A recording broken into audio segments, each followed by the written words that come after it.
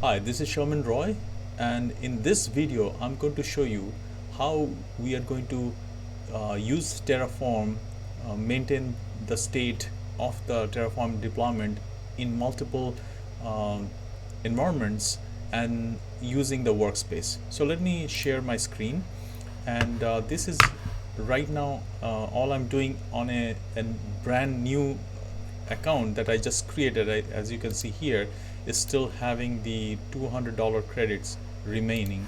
So I'm just using this one and demo this one how to create that. So I have created there is a resource group that is maintaining the state, and the state is it has the storage account, which you can see here that inside this the storage account I have created the Terraform state.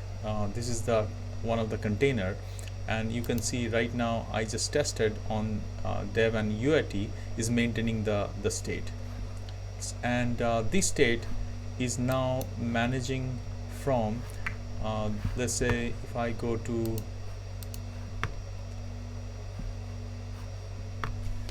DevOps, so and that's where I created a new project called a test project. Now for these repo, there is no repo right now, it is not there. I have created a separate GitHub, so let me share that GitHub also, which is just to show and these are the files that so one of the template that is for app engine pattern 1 and some supporting files. So let me share how this code actually is. So it is from the so this is the code that is here. So it is pretty much same as what you see here. So this is the variables that I'm using here. This is a simple application. It's just going to create an instance, basically not the app engine in this case, just for the demo. So that you have an idea of how I'm creating and managing the state. Okay, so everything that I pushed here, it's right now on this repo. So let me go back to the browser, and you can see this is the actual GitHub. Now in our case, based on the enterprise it is going to be different, but just for the demo I'm showing it here. And from this on the Azure DevOps, I have created, all we need is the pipelines, and mainly also because build is mainly if we are integrating with the application build, then we'll be using the repo, but at this moment we just need the pipelines, and that for the release. So I've created as you can see that right now this is the I was testing, so dev is definitely successful, UAT is failed, and I know what is the reason. I just fixed. I'm going to build right now, and let me trigger a release. Okay, and then I will discuss that. Right now we have two environment, one is dev and UAT.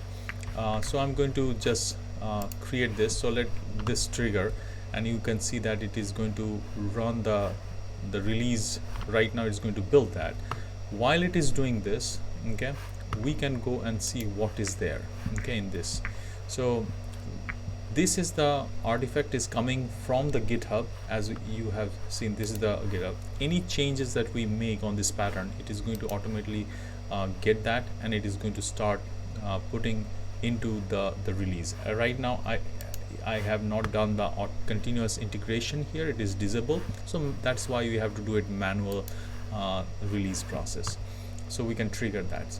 So let's click on this one, and here these are the Terraforms that we are creating here. So these are the different agents that are to install the Terraform to make sure that the latest version of the Terraform is there, and then we have the init, and I have a special script to make sure that we maintain the workspace. This is a separate topic of the discussion that I'll definitely do that, and the Terraform plan and apply. And this apply is going to apply this one in the another is in Google Cloud. I just created my own account, a subscription where I have right now. So you can see that it is actually right now there's only one instance, okay, but it is once we have, see, it is the creating the dev server. So let's go back to the releases and see how we are doing on that. So let's go back to the actual releases and see, it is right now the dev is done. So that's why you can see, and UAT is still running.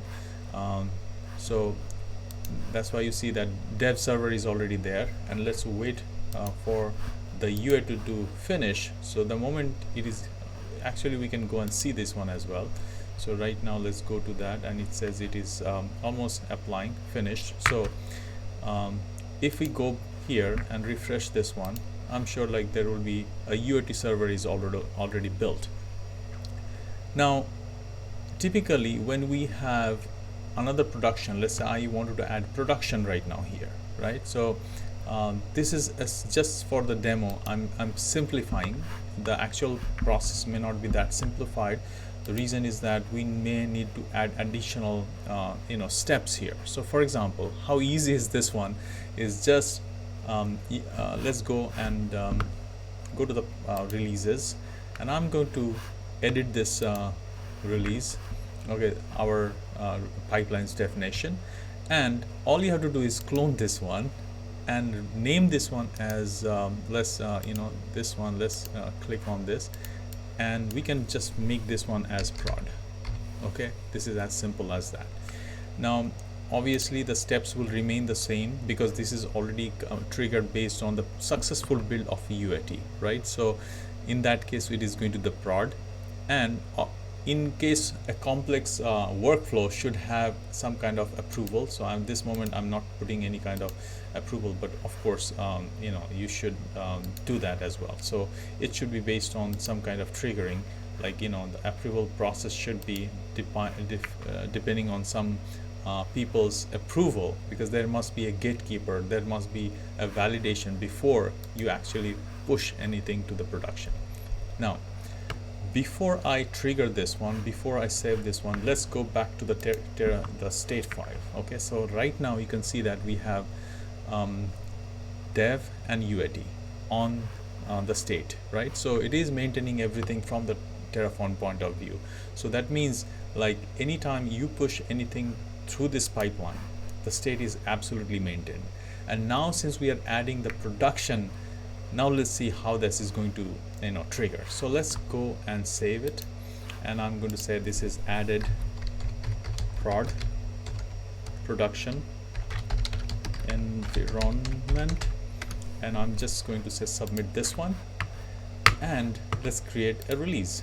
So I'm going to push trigger the release. Okay, so as you can see here, this is right now the release is going on. It is queued for dev. Now in the beauty of the Terraform is because it is maintaining the state, that means that it is not going to push anything new to the environment, because I didn't make any change. Unless there is a change, it will be super quick. So it will be going through all the things. Apply will have almost no changes. So even if you can go and see everything is how it is actually performing, and once it is done, right now still it is taking the state file from here, it is maintaining everything, and then it is pushing pretty much the dev. So you can say go back to the different view. So let's go to the release view here. So once the dev is done, then the UAT, and then the production. The production is a new environment that I just added. So obviously make sure that it is working right after the UAT deployment. So let's wait and see how that works. As I said, okay, so let's wait and see this one. So dev is succeeded, and now it will trigger the UAT, and we will wait for this one. But while we are here, so let me make sure the point that needs to be addressed, that the DevOps that I'm using, that is my personal, like I just created. So it is have all the agent that is required for the Terraform is here. But once we deploy this one on the enterprise version, then we definitely need permission to install all those additional agents that I'm going to show you right after this, because this is important steps that you should know, that how we are using the Terraform and deploying all the different packages that we have. So at this moment we have only one package, or the template, but once we have all the templates here, I'm going to make another video and explain that whole process, because I didn't get time to put that, but this video is only to show the pipeline or the release process.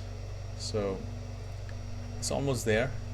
We are getting there. So this is succeeded. So that means now if I refresh, it is basically having the latest timestamp on this dev and UAT.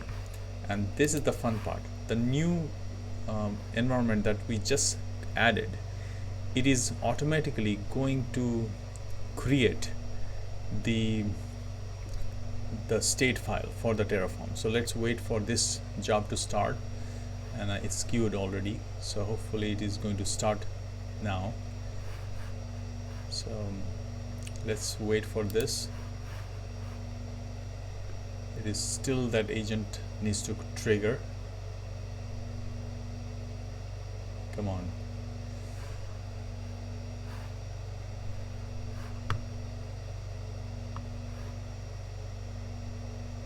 Okay, now it started, almost retrieving the queue information. Yes, so the agent got triggered and it's initializing the job, which is of course the Terraform installation, and then downloading the this is the install, download, and you can see the Terraform init is applied, and then it is going to apply the special script that I wrote to support the workspaces.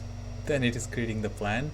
It's a brand new plan, so of course it needs to now deploy that, right? So so in GCP, in here we do have UAT, and look at this. While we are here, we just added automatically the production server is also created, right? So we are done. So one validation is, yes, it is actually created based on the production. It automatically knows how to do that. And again, multi-subscription, definitely I'm going to support that, like how we can support using aliasing or using different subscription tokens. It is very easy to implement in Terraform and with the help of DevOps. So we are going to work on that.